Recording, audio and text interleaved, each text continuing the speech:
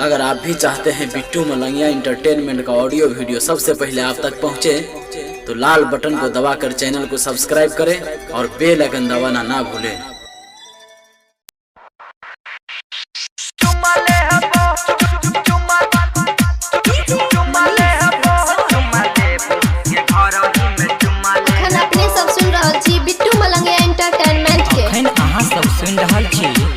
मधुबनी से सहेली म्यूजिक के शानदार प्रस्तुति।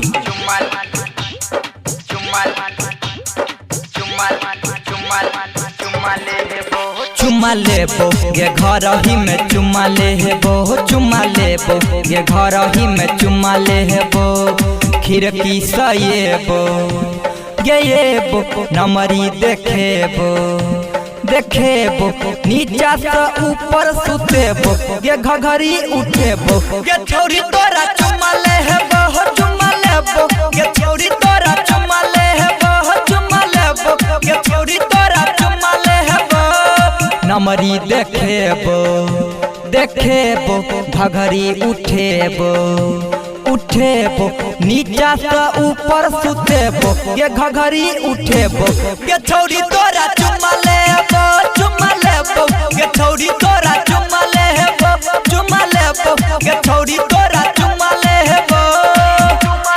DJ Bittu Malangiya, DJ Bittu Malangiya, Madhubani. आप सुन रहे हैं आतिश लाल यादव को।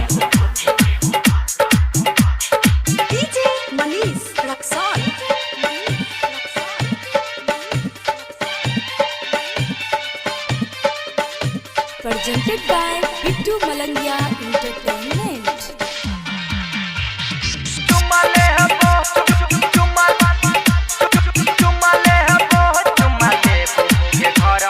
नया नया सूट साड़ी तोरा की न देबो, चल न बाजार में शॉपिंग करेबो, चल न बाजार में shopping करेबो।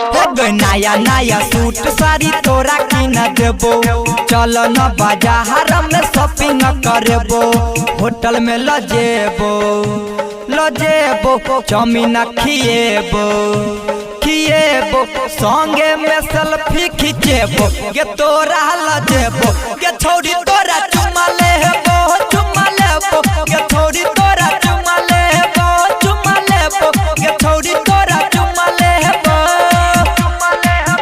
DJ Bittu Malangiya, DJ Bittu Malangiya, Madhubani. अखन अहाँ सब सुन रहल छी मधुबनी से सहेली म्यूजिक के शानदार प्रस्तुति।